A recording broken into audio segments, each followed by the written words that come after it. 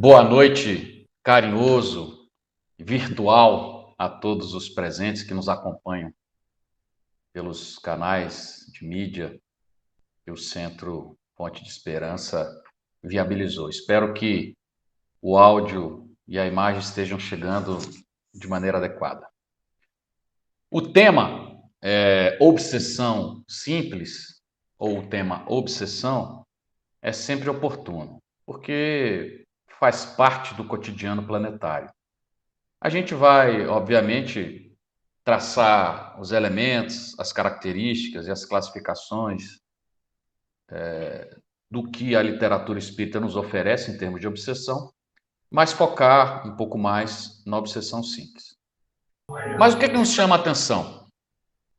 Nos chama a atenção como a religião, de maneira geral, e a ciência analisam ou desconsideram esse tópico de suma importância. A gente pode dizer, sem medo de errar, que, a grosso modo, a maioria das religiões e a ciência não aceitam os princípios espíritas.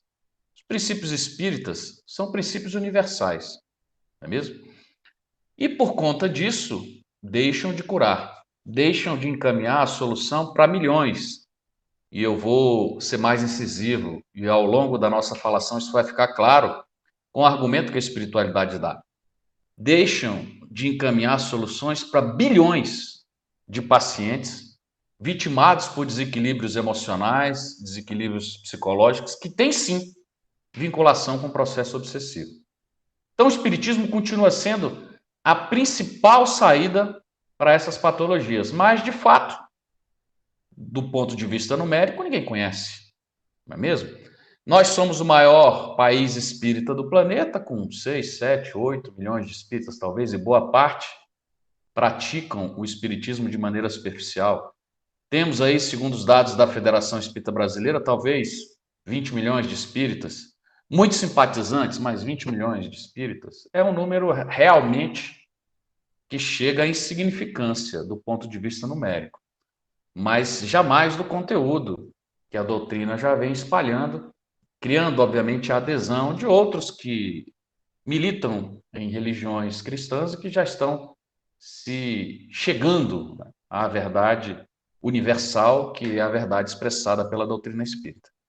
Mas um dos mais constantes obstáculos para a solução da obsessão é a dificuldade que se tem para identificá-la, inclusive pelos espíritas, não é?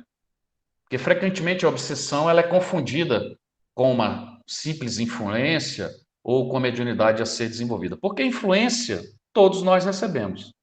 Mas a obsessão precisa ser caracterizada por um processo continuado, por uma vinculação. E a gente vai ver isso ao longo das nossas considerações.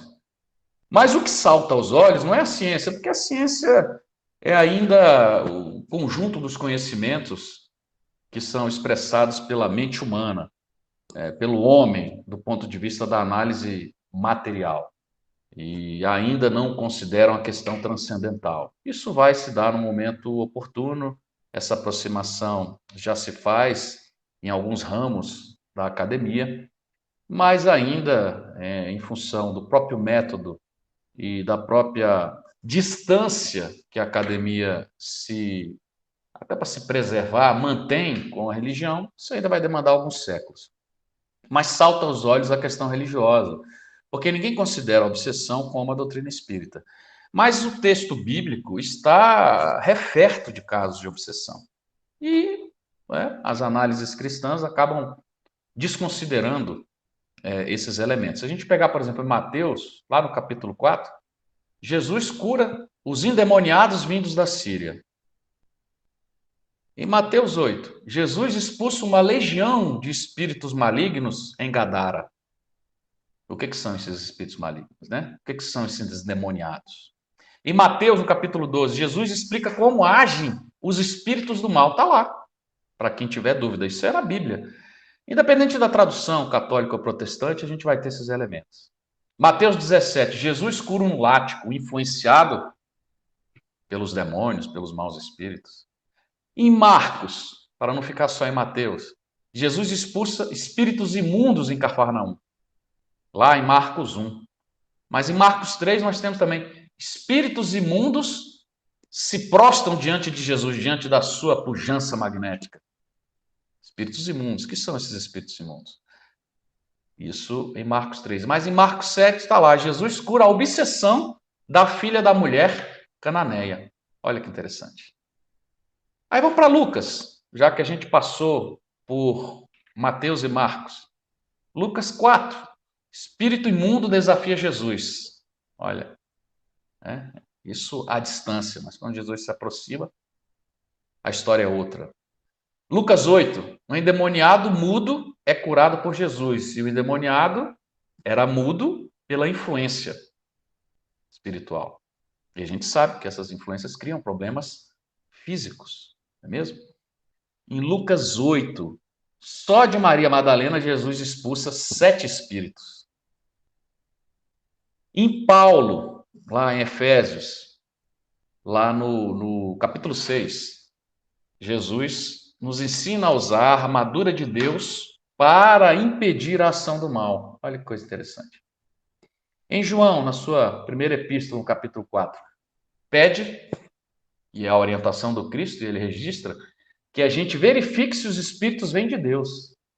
Então, tem espíritos de Deus, mas também tem os espíritos que não vêm de Deus. Mesmo? Então, a Bíblia está referta para qualquer analista sem muita preocupação ou sem um conhecimento profundo do texto bíblico, vai identificar isso facilmente. Mas as religiões ignoram, né?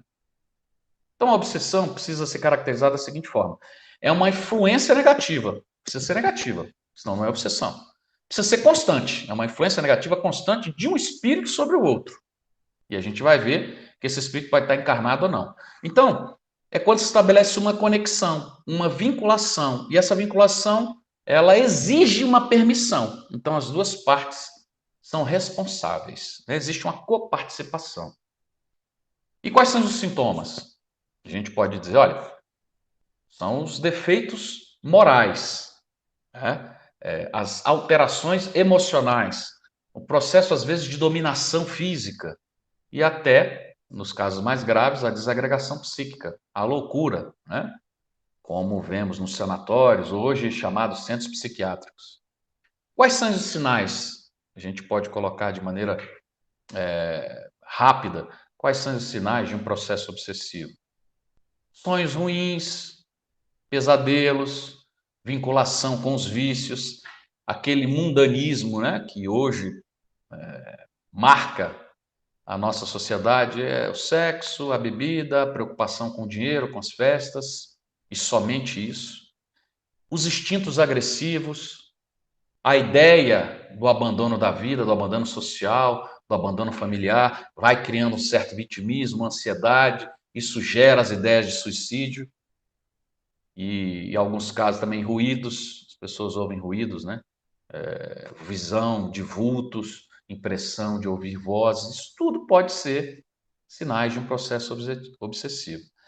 E hoje a gente tem um agravante, né, que não se tinha há algumas décadas, que é essa fixação eletrizante nas plataformas de mídias sociais de massa, Twitter, Facebook, Instagram, TikTok, WhatsApp.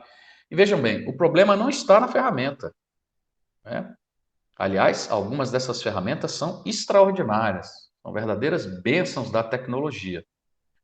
Mas o problema não está na ferramenta, é a mesma coisa que culpar a faca pelo homicídio, não. A culpa não é da faca, a faca é uma ferramenta importante, ou o martelo, ou o machado, não é mesmo?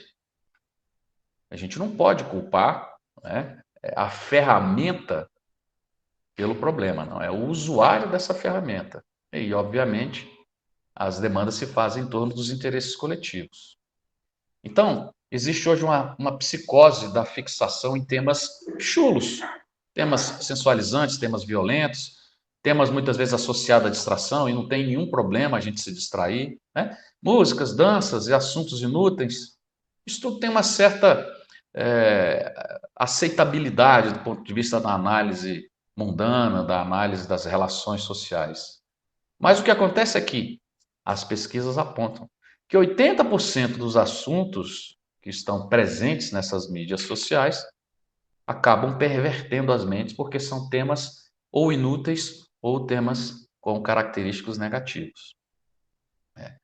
E faz com que a gente perca esses temas inúteis muito, mas muito tempo. Então a literatura mostra que a espiritualidade inferior, ela é muito inteligente e ela estrategicamente se organiza para o mal ou para o mau aproveitamento do tempo.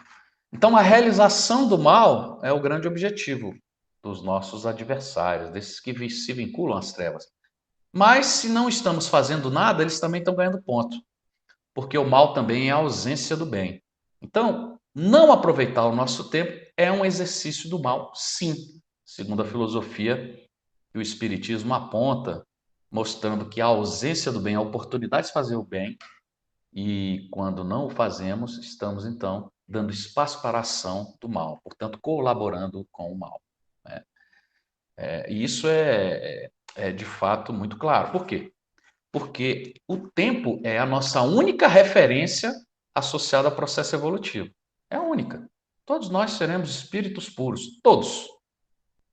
Mais cedo ou mais tarde, a gente vai então ter que aproveitar esse tempo. E as pesquisas mostram que os brasileiros usam no celular, essas mídias sociais, 5 horas por dia em média. Então vocês imaginem, né? Eu fico perguntando, você tem que dormir, você tem que se alimentar, você tem que trabalhar, você tem que estudar. Como é que sobra tempo para ficar 5 horas no celular todo dia? Média. Então é algo realmente preocupante. E esse fenômeno também se dá em outros países, mas no nosso país isso é muito marcante. Então Kardec, ele classifica pela condição de grande pedagogo que era, espírito evoluído que é, entre pequeno e médio e grande. Então ele fala em obsessão simples, né, que há um constrangimento, certo constrangimento limitado, onde se perturba, né, ou se influencia a vontade do obsedado ou do obsediado, onde o espírito não domina as faculdades psíquicas em profundidade, mas gera uma espécie de incômodo. E às vezes nem esse incômodo, porque ele é quase imperceptível. O espírito não percebe esse nível de influência ainda de maneira inicial. Então isso é o que a gente pode caracterizar de maneira simplista como a obsessão do seu primeiro estágio, obsessão simples. Aí existe a média, que a gente chama de subjugação pela orientação de Kardec, como consta no Livro dos Espíritos. A subjugação já ocorre em domínio muito intenso das faculdades psíquicas e morais, e com influência no próprio corpo físico. Aí provoca as crises conhecidas popularmente como possessão, não é mesmo? E tem a fascinação. Nós não vamos nos delongar nesses dois, mas é interessante que a gente entenda. E a fascinação não, a fascinação, diz o Kardec, que é um pior estágio. Uma fascinação inicial é pior do que a subjugação do seu estágio final. Há uma ilusão profunda que afeta as faculdades psíquicas e mentais, fazendo que o obsedado não se julgue como tal. Está absolutamente perturbado, mas não entende a obsessão, não entende esse processo de influenciação. Está enganado, né, iludido, e a fraqueza do doente é explorada. A fraqueza daquele envolvido é explorada. Então, todos os fascinados, diz a literatura espírita, são extremamente orgulhosos. E o orgulho é a matriz de todo o processo de deformação, né, das qualidades humanas. Então, nós temos a humildade como a fonte das virtudes e o contraponto é o orgulho como a matriz do mal. Se a gente analisar do ponto de vista racional, objetivo, técnico, metodológico, como a literatura espírita nos mostra, todos os vícios estão vinculados ao orgulho, absolutamente todos, né? Mas Kardec também mostra, e a gente precisa entender, que existem várias formas e interfluenciação que caracterizam o processo de obsessão. Porque a gente estuda muito aquela que vem do desencarnado para o encarnado. Ok, a literatura espírita se fixa mais nesse ponto. Mas existe também do encarnado para o desencarnado. Do desencarnado para o desencarnado e do encarnado para o encarnado. É claro, existe obsessão no mundo espiritual, né? Quem estuda as páginas espíritas, normalmente as de André Luiz, observa isso de maneira muito clara. E existe obsessão também aqui na matéria. Uma influência de um amigo, uma influência de um cônjuge negativa, uma influência de um irmão, uma influência de um parceiro em alguma atividade, de um sócio, é um processo de obsessão, porque é negativo, frequente, né, quanto mais. Então, é importante que a gente entenda esses processos. E nessa classificação de 5, nós temos o processo de auto-obsessão. Isso é curioso. Mas Kardec diz o seguinte, que em todas as obsessões, mesmo naquelas iniciais ou nas obsessões mais graves, nós temos a fraqueza moral. Tá? Então, a obsessão está associada à fraqueza moral, ao conjunto das nossas imperfeições. E aí ele coloca como primeira causa, a causa moral. Então, o primeiro justificador da obsessão é a questão da moral. São essas imperfeições que dominam a nossa vida psíquica. Aí essa má conduta atrai maus espíritos porque gera, né, essa afinidade, e a lei de afinidade está aí como a sintonia de um rádio, né, do dial de um rádio. Isso é muito claro para todos nós. E depois dessa fase de sintonia, inicia-se um processo de interinfluenciação, onde as vontades e desejos são trocados de um lado para o outro, né? Existe esse intercâmbio. Mais tarde, esse intercâmbio vai se transformando em vampirismo, ou o que a gente chama, como André Luiz coloca, de enxertia fluídica, né? O sujeito está lá bebendo ou está se viciando, usando uma determinada droga, e ele acha que está ali sozinho, mas não está. A literatura espírita mostra que existem, então, esses nossos companheiros que colaboram, fortalecem e que criam, né, essa ansiedade pelo vício. Por isso é que o vício é difícil de ser vencido. Ele tem que ser vencido, né, pelo agente, mas num processo de desvinculação também nos agentes, na análise dos encarnados, daqueles que estão desencarnados. E também, né, dos que estão no mundo material. Quando você é convidado por colegas a participar de uma festa, a usar uma determinada droga, nós temos aí um processo de obsessão, claro, nós temos um processo de viciação, nós temos um processo de deformação moral, não é mesmo?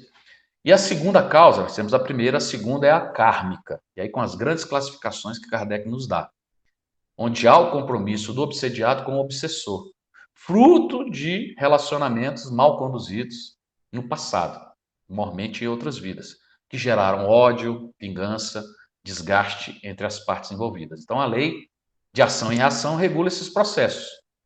E logo a fase da infância, a espiritualidade cria uma certa proteção, até pela a própria condição da máquina que não se manifesta plenamente.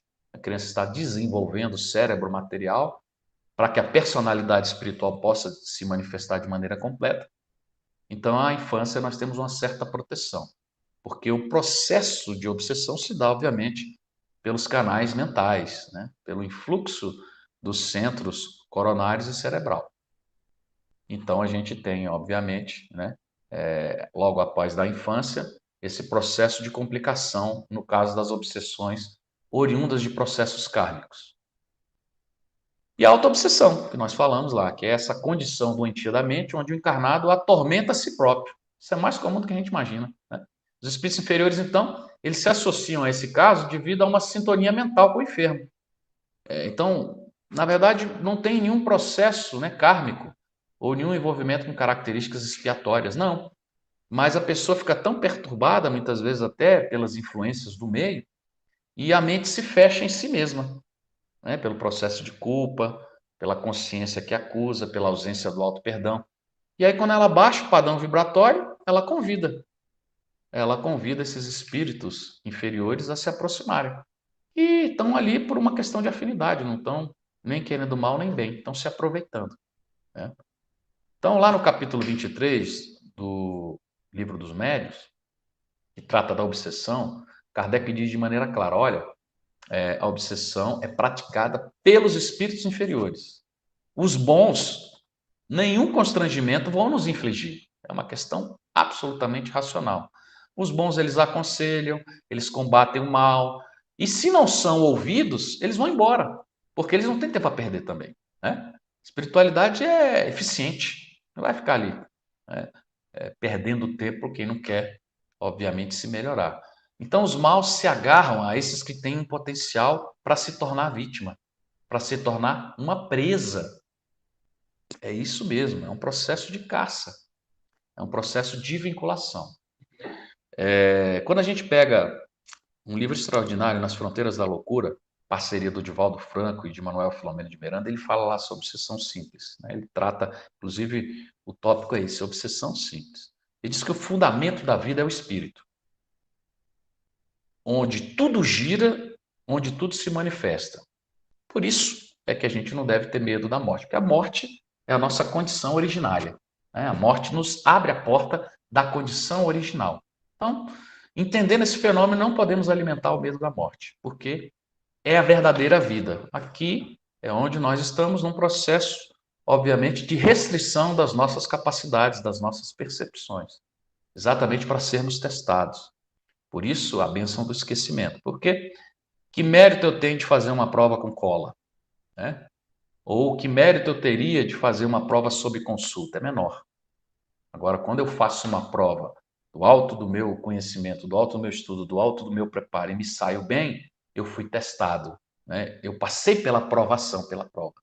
Então, o esquecimento é abençoado nesse sentido, nos dá muito mais mérito e prova para nós mesmos, para a nossa consciência e para aqueles que nos cercam que vencemos aquela etapa. Porque senão, né, fica complicado mostrar essa índole renovadora que a nossa idiosincrasia deve sempre defender e se vincular. Então ele diz que o espírito é esse fundamento da vida. E o temperamento, a personalidade é uma decorrência desse somatório das reencarnações. Isso tudo nós já sabemos, né? Então nós trazemos o germe divino e adquirimos esse germe divino por meio das experiências que nos apraz, aquelas que nós nos vinculamos, aquelas que nós gostamos. E os recursos para progredir também desse processo. Mas a gente pode também estagnar o nosso desenvolvimento. Então, quando não funcionam esses estímulos para o bem, quando nós postergamos esse progresso, por um impositivo da lei, surgem as expiações, surge a necessária depuração, surgem os sofrimentos, surgem as dores. Por quê? Porque a gente está remando contra a correnteza divina, contra a ordem do bom e do belo, que é a orientação universal. Então, nesse processo, a gente precisa compreender que a mente é o espelho que reflete os nossos estados íntimos, é o estado espiritual. A mente é um dínamo gerador de recursos psicofísicos. Estamos analisando a mente do ponto de vista da matéria, que está vinculada, obviamente, ao espírito, que é o ser que pensa, é o princípio inteligente. Então, ela é o gerador desses recursos psicofísicos, onde se expressa a personalidade. E, obviamente, vai encadeando sucessos ou fracassos que se exteriorizam em formas depressivas, traumáticas, neurastênicas, dando gênese a uma série de enfermidades psíquicas. Então, em face desses estados mórbidos, no diz Manuel Filomeno de Miranda, a gente acaba abrindo brechas, largas brechas, que estimulam essas parasitoses espirituais, que degeneram por síndromes obsessivas. Então, é sempre um processo de vinculação mental. Quando a gente escolhe, vamos dizer, o caminho menos nobre. Não vou dizer nem o mais fácil, é o menos nobre, né? Porque não consigo ver o mal como um caminho mais fácil, a não ser pelos processos de influências que nós vivemos, né? Mas, analisando de maneira fria, o bem é o caminho mais fácil, mais correto. E aí ele diz dessa recepção da ideia perturbadora, olha que interessante. Porque todos nós vivemos em permanente intercâmbio, consciente ou inconsciente. Participamos das vivências no corpo e fora do corpo. E essa questão do fora do corpo é importante, porque 1/3 das nossas vidas nós dormimos, em média, 8 horas por dia. Então, não apenas pelos desafetos que se buscam para o mal, mas por uma série de motivações, nós assimilamos os pensamentos pela simples vinculação mental. Isso para nós é claro. Então, nós temos aí a concepção da recepção da ideia perturbadora. Aí o que é que acontece? nós somos assaltados permanentemente por vibrações negativas. E a mente ociosa ou indisciplinada, viciada, rebelde, como nos diz Manuel Filomeno, ela registra a interferência e aceita a sugestão perturbadora. Mas a mente precisa estar ociosa, precisa ser indisciplinada. Porque receber as vibrações negativas, todos nós recebemos, a todo momento. Mas isso não quer dizer que estamos em processo obsessivo. Mas se a gente dá vazão, se a gente agasalha, se a gente vitaliza essa ação perturbadora, essa sugestão perturbadora, existe uma acomodação desses reflexos, mesmo? E aí a gente passa a ter recalques, comportamentos pessimistas, ou às vezes comportamentos muito exaltados, porque também não é comum, né? Embora sejam peculiares a cada um, a gente acaba aceitando essa indução, forma-se uma tomada, né, para a ligação com a sombra. A gente abre um canal psíquico de ligação com a sombra, uma vinculação, né, uma tomada de troca de energias, de intercambiamento elétrico, no caso do pensamento eletromagnético. E aí a gente tem um intercâmbio psíquico, né? E desse intercâmbio psíquico, o que acontece? Nós temos fixada a ideia infeliz. Olha que interessante. Porque os porões do inconsciente armazenam as nossas angústias e decepções. Todos nós temos angústias e decepções de experiências anteriores. E aí, com essa influência, que gera uma base para essa influência, hoje presente, porque nós temos nos porões das nossas vivências passadas, ou seja, do nosso inconsciente, do nosso passado, então a inconsciência é representada pelo passado, se confunde com a consciência, que são as informações atuais. Então, essas informações negativas se apresentam facilmente porque nós temos condição de recebê-las nos nossos porões da inconsciência. Então, tendo a conta essas tendências, preferências emocionais, intelectuais, emocionais, intelectuais do envolvido, a gente produz a aceitação dessas recordações perniciosas, que servem para o acesso, vamos dizer, desse pensamento invasor, desse pensamento exterior. Porque nós temos isso na nossa matriz psíquica, nós temos isso na nossa inconsciência, nós temos isso no nosso passado de erro, de desmandos. Mas isso não quer dizer que ele precisa vencer. Agora, se a gente não luta, obviamente cria esse intercâmbio mental. Então, a obsessão simples, ela é uma parasitose comum em quase todas as criaturas. Olha só o que os espíritos nos dizem. Em quase todas as criaturas. Por isso é que eu falei lá no início, e alguns podem ter se assustado, quando eu digo que o processo de obsessão simples envolve bilhões de pessoas, né? As pessoas não percebem que estão no processo de obsessão, mas tem aquelas fixações, aquela mente cristalizada em assuntos mundanos, em questões inúteis, em discussões infrutíferas. Ficam horas e horas debatendo no WhatsApp do condomínio, da família, questões, sabe, questiúnculas. E se exalta, briga, xinga. E aí, né, não percebe que está dando vazão para outras perturbações. Então, os espíritos são muito claros quando eles falam que quase todas as criaturas vivem um processo de obsessão simples. Mas esses que estão vivendo essas obsessões, em qualquer nível, eles conduzem ao leito essas angústias, essas ambições, porque a obsessão vai gerar angústias, vai gerar ansiedade, vai gerar ambições. E é fruto dessas paixões, perturbadoras, né? Então, a gente precisa considerar a importância do sono também neste processo. Porque no desdobramento, no sono, nós vamos nos encontrar com os nossos afins. Esses afins são encarnados ou não. E aí, quando despertamos, se estamos sobre um processo de obsessão, mesmo que simples, mesmo que sutil, mesmo que inicial, mesmo que ainda certamente, né, primitivo, mas a gente traz a mente atribulada, porque o sono ele não é aproveitado do ponto de vista das experiências psíquicas que o espírito, né, vinculado ao corpo vive quando se desvincula do sono, no desdobramento ou na emancipação. Então, ele vai procurar ambientes menos nobres e ele vai estar vivendo essas questões menos nobres, diferente daquele que está voltado para interesses superiores. Aí gera a possibilidade, né, do sono no seu estágio mais profundo. Então, despertam, trazem a mente atribulada e, junto com a mente, o cansaço físico e também esse cansaço psíquico. E aí, o que acontece? É uma cadeia de questões que se mostram negativas.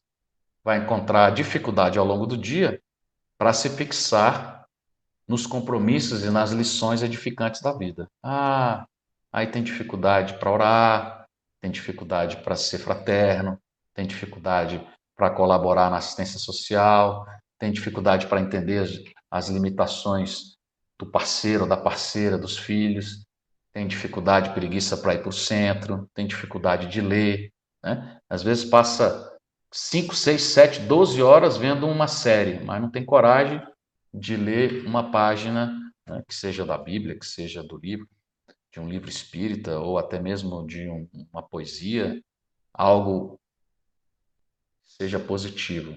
E aí a gente vai percebendo esse processo de influência menos nobre. Nós temos aí então esse intercâmbio mental. Por que os espíritos querem? Querem que a gente perca tempo. Porque se não estamos fazendo bem, mesmo que não estejamos fazendo mal ativamente, o mal se expressa pela nossa passividade.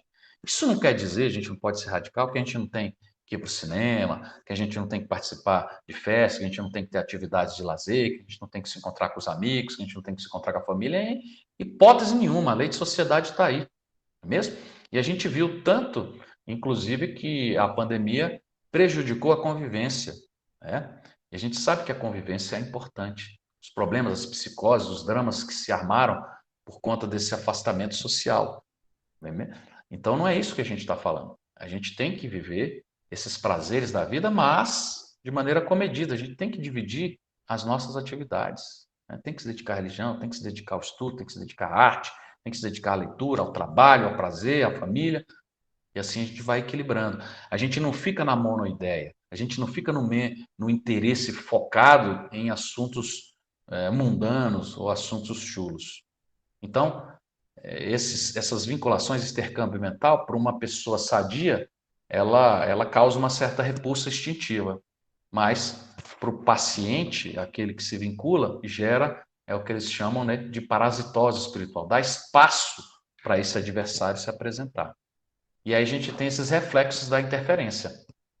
Seria o terceiro tópico, que são essas síndromes, as desconfianças, os estados de insegurança, as enfermidades de pequena monta, porque tem sim, a gente cai, todo mundo sabe, a própria ciência hoje defende isso, que a nossa condição mental influi na nossa condição física, mens sana in corpore sano. Isso é de 2 séculos depois de Cristo, né? Hipócrates já falava antes de Cristo dessa vinculação entre a mente e o corpo, né? E para nós, entre o espírito e a matéria, de maneira clara, mais profunda. Então, vão gerando enfermidades de pequena monta, os insucessos em torno do obsediado, porque não consegue tomar decisões inteligentes, não consegue raciocinar, está sempre sob influência, os negócios no caminho, acaba fazendo em tudo, tomando decisões apressadas, assodadas, angustiadas, a tomada de decisão é conduzida de maneira pouco inteligente, está sempre, né, tomando decisões erradas em tudo, né, em tudo, nas relações, na troca de bens, na compra de bens e assim vai. Por quê? Porque a mente fica, né, cristalizada. Então gera uma psicosfera perniciosa em torno de si. E essa eliminação dos fluidos deletérios é difícil, porque ficam os nossos fluidos deletérios e os fluidos deletérios dos outros, que se associam. E aí é mais difícil ainda, né? Porque cria um processo de exponencialidade negativa. Então, por não ouvir questões sadias, por não participar de convívios amenos, por não ler páginas edificantes, não assistir filmes interessantes, por não auxiliar o próximo, por não se renovar pela oração, esse processo de influência ele acaba se tornando forte. Existe um afastamento do caminho do bem e, obviamente, a estrada do mal se apresenta muito mais convidativa, né? Eu estou com 52 anos de idade e é muito difícil receber um convite, isso eu digo de todos, né? Parentes, conhecidos, para fazer coisa boa, né? Fazer, vamos em Brasilinha, ou vamos numa casa, ou vamos no centro. O convite é só para coisas do mundo.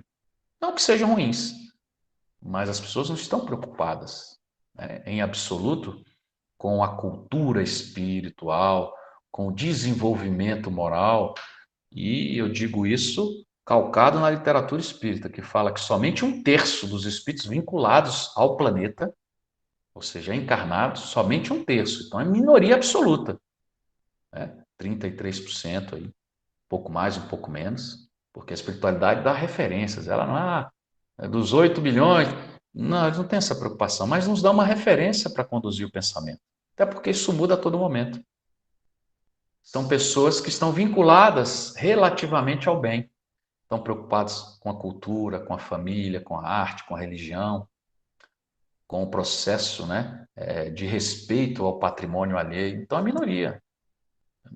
E é por isso que a gente vê as deformações que existem no mundo, não é só no nosso Brasil, é no mundo. O mundo está perturbado, o mundo está vivendo um processo de obsessão. Por quê? Porque a gente colabora, né? A culpa é dos desencarnados? Não, é de todos nós. Quando a gente compulsa as obras espíritas, a Terra é referenciada como um planeta acinzentado, pensamentos, né, conturbados e enegrecidos. Então, a culpa é da maioria. É por isso que a maioria classifica o nosso mundo como um mundo de expiação. O mundo é classificado pela maioria dos espíritos que estão ali, né? Então, conforme a constituição temperamental daquele que está sob o processo de influência, se é mais apática, ele tende à depressão, né? À melancolia, em razão dessa mensagem telepática, que é uma mensagem deprimente, e dos clichês mentais pessimistas do nosso arquivo da inconsciência. Mas o sentido oposto é também interessante a gente analisar. Se ele é dotado de uma constituição nervosa, mais ativa, mais excitada, ele torna-se agressivo, violento, explode, se arrepende. É a bipolaridade que nós vemos hoje. E vão danificando sensores e condutores nervosos, com prejuízo à própria organização fisiopsicossomática ou fisiopsíquica. Então, no livro Estude Viva, que é da parceria do Valdo Vieira e do André Luiz, perdão, do Chico e do Valdo Vieira, que é um livro de André Luiz, ele fala em torno da obsessão. Ele diz, olha, que o pensamento, para que ele tenha êxito, para que ele tenha sucesso, pensamento positivo, depende do trabalho positivo. Olha que interessante. É a prática associada à ação. Prática, caridade, né? Então não adianta só a gente amar. Eu amo, eu amo, eu amo. Não, não adianta. Esse é o início do processo, né? O amor, ele não pode ser platônico do ponto de vista das ações espirituais. Ele tem que ser pragmático. Então, o êxito do pensamento depende do trabalho positivo. Olha que interessante.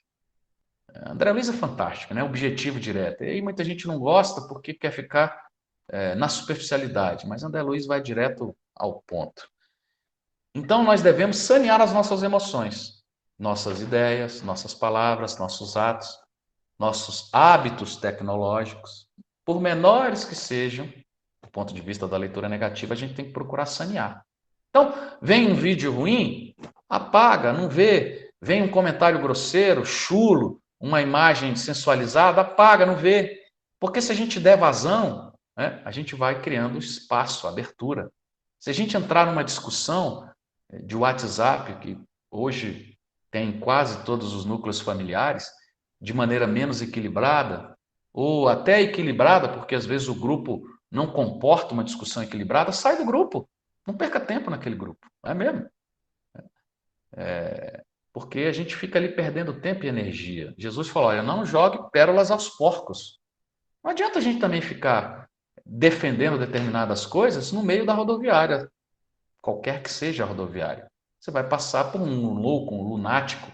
As pessoas não estão lá aptas ou não têm boa vontade, diferentemente de nós que estamos aqui vinculados a essa sala digital, já procurando, pelo menos no meu caso, elementos superiores para reverter as minhas más índoles em bons elementos, né? Boas convicções para que os nossos comportamentos sejam melhores. Então a gente fala muito dos perigosos agentes do mal, né? Os espíritos do mal, os nossos adversários inimigos. Mas a gente não esquece de analisar que a culpa é nossa. Por quê? Porque esses agentes apenas dominam onde nós permitimos. É a mesma coisa da nossa casa. Tenho certeza, na minha casa só entra quem eu convido. Na casa de vocês também. A não ser em situações, né, esdrúxulas aí da violência social. Mas, em linhas gerais, só entra quem a gente convida. Então, o início se dá pela imprudência, pela brecha, pela porta aberta, pela janela psíquica, né? Então, hoje uma queixa, amanhã um azedume, mais cedo uma discussão, mais tarde uma crise de angústia, agora um comentário deprimente, depois um minuto de irritação, e aí, por fim, nós temos essa enfermidade, essa delinquência, essa perturbação caracterizada e às vezes até a morte prematura. Por que não? Né? A gente sabe que às vezes a morte prematura é fruto de determinados e sequenciados comportamentos inferiores, pequenos. Então a gente não pode ficar só culpando os outros. Não é? Então, no capítulo 47 do livro Desobsessão, André Luiz fala: olha, se você aspira receber, você tem que procurar dar. Desobsessão sempre é o capítulo 47. Se você deseja a estima, proporcione apreço aos semelhantes. Se quer auxílio, auxilie. Se guarda compreensão, se espera, se aguarda compreensão, compreenda. Se a gente espera desculpas às próprias faltas, aí ele fala, esqueça.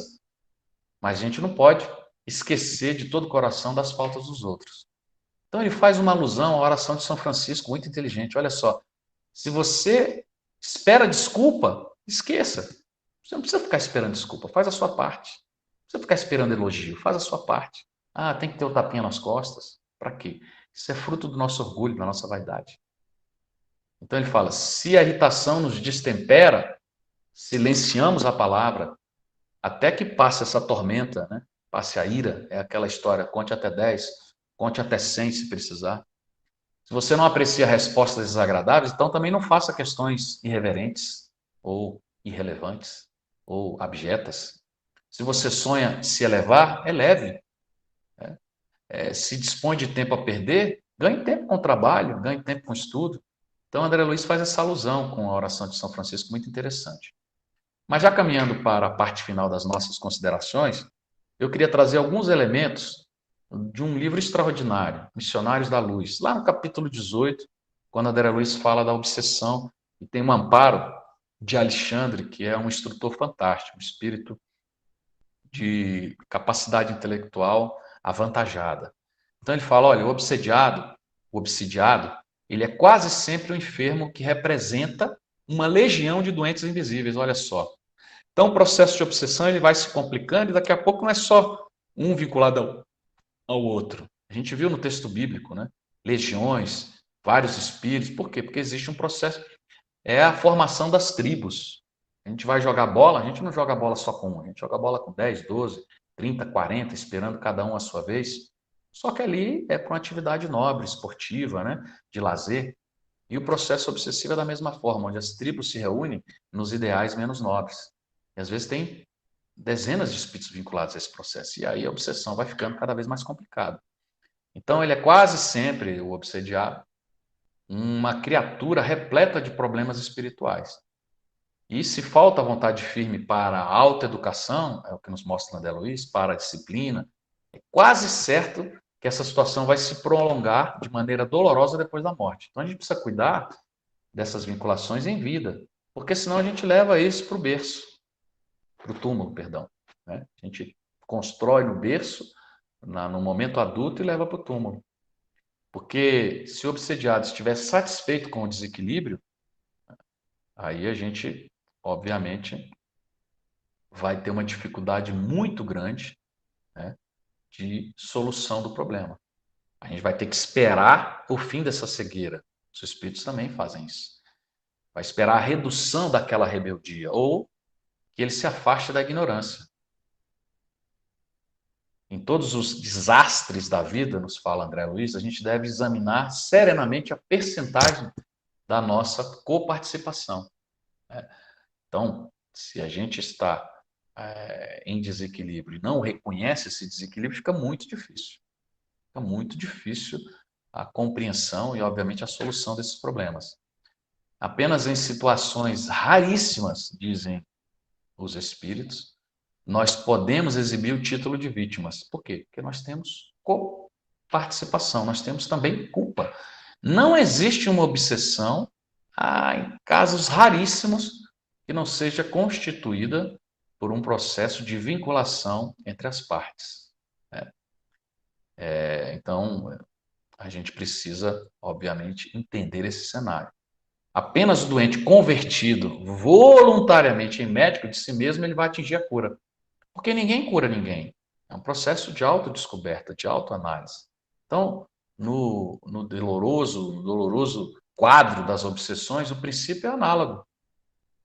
Se a gente possui uma vontade frágil e indecisa, se a gente se habitua à atuação dos nossos verdugos, dos nossos adversários, é muito difícil corrigir o caminho, pois já se converteu em polo de atração dos próprios algozes, dos próprios perturbadores. Então, o instrutor Alexandre, nessa página, ele diz o seguinte, que quando encontramos o enfermo interessado na própria cura, isso é um espírito desencarnado falando para André Luiz, e André Luiz registra e a mediunidade de Chico nos traz. Quando nós encontramos um enfermo, ou seja, um obsediado, interessado na própria cura, valendo-se dos nossos recursos, de coração aberto para receber a influência espiritual positiva, ele fala, então podemos prever triunfos imediatos. Olha que interessante. Então, depende da nossa vontade. Depende da nossa vontade. Quase sempre o obsediado ele padece de uma certa cegueira com relação à própria enfermidade. Isso a gente vê no processo de obsessão simples, também na subjugação e também na fascinação. E se a gente, na condição de obsidiado, não atende a esse chamamento da verdade, em função dessa cristalização personalista, a gente vai se tornar uma presa fácil desses adversários.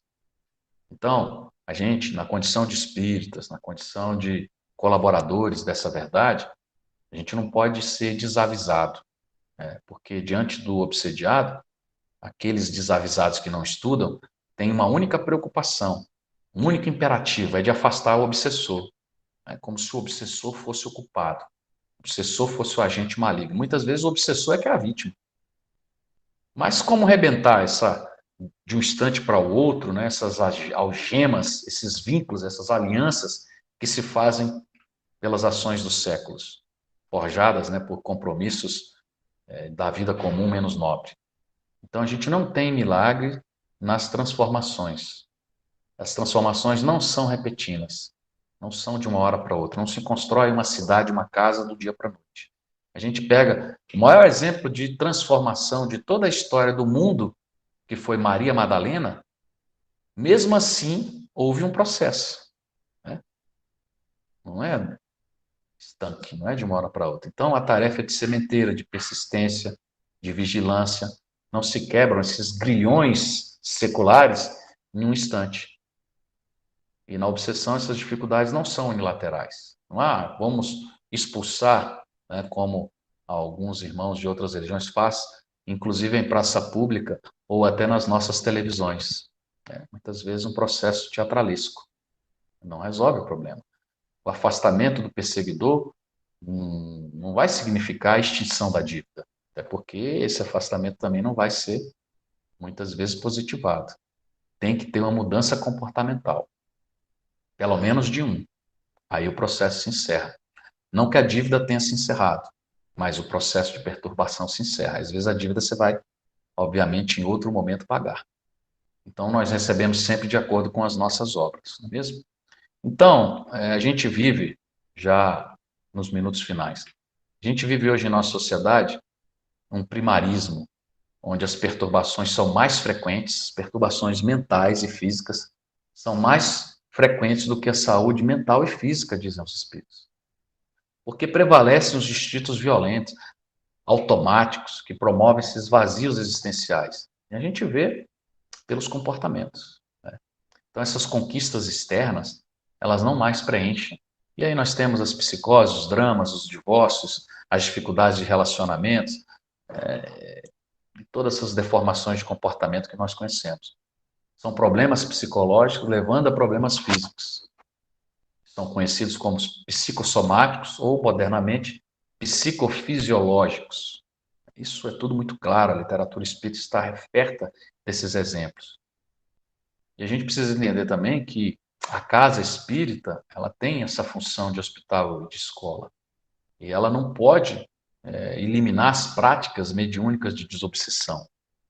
E a gente vê algumas casas espíritas eliminando essas atividades. São casas que estão perdendo a oportunidade de colaborar com a espiritualidade na despoluição da nossa psicosfera, na solução de graves problemas psíquicos, emocionais e psicológicos. Kardec ensina que a obsessão ela tem que ser tratada, né, o processo de desobsessão tem que atuar em todos os personagens. E aí as sessões de passes, as reuniões públicas, a fluidoterapia normal, a fluidoterapia com água, a doutrinação evangélica, o tratamento direcionado, tudo isso é o caminho, né, para que a gente possa realmente mudar esse cenário. Porque, lembrando o texto bíblico, lá em Hebreus, no capítulo 12, e André Luiz traz isso em várias obras, nós somos rodeados por nuvens de testemunhas. Então, nada escapa à nossa consciência, e a consciência, né, obviamente, universal. E nós, na condição de espíritos racionais, nos cobraremos pelas ações malfazejas, né, pelos comportamentos errados que nos vincularmos. No capítulo 6 do livro dos Médiuns, Kardec diz que a vontade não é uma propriedade da matéria, ela é um atributo do espírito, né? Nós estamos acostumados a ter má vontade para tudo. Má vontade para trabalhar, má vontade para estudar, má vontade para fazer o bem, má vontade para ir para o centro. Tudo exige esforço e perseverança. A abnegação. Isso, às vezes, é difícil, né? E para aqueles que padecem desses problemas obsessivos, a participação da vontade é definitiva, é essencial para o processo de cura. A vontade vai possibilitar essa troca, essa mudança do estado mental, que vai refletir nas nossas ações. Porque senão, a gente vai ter depressão, tédio, preguiça, solidão, tristeza, e nós temos que virar essa chave, transformando, obviamente, pelo interesse da vontade, do bom comportamento, todos esses comportamentos em otimismo, em paciência, em alegria, pensamentos higienizados, aí o papel da prece, das boas ações. Emmanuel, no livro Pensamento e Vida, fala: a vontade é o botão poderoso que, desde que é acionado, decide o movimento ou, se não for acionado, a inércia da máquina, do corpo, da mente. É o comando geral da nossa existência. É, obviamente, o comando da individualidade. É aquilo que acessa o nosso livre-arbítrio no caminho do bem, no caminho do bom, no caminho do belo. Não é mesmo? Emmanuel, ele fala, olha, nos momentos de invigilância que nos deixamos levar pelos aspectos negativos, cai o nosso padrão vibratório e nós ficamos vulneráveis a essas influências inferiores que estão à nossa volta. Então, precisamos ficar muito atentos, porque o processo de obsessão simples está agraçando em nossa sociedade como nunca antes observado. Ok? Encerro aqui a minha participação, agradecendo a todos a paciência e a oportunidade de falar daquilo que eu mesmo preciso ouvir.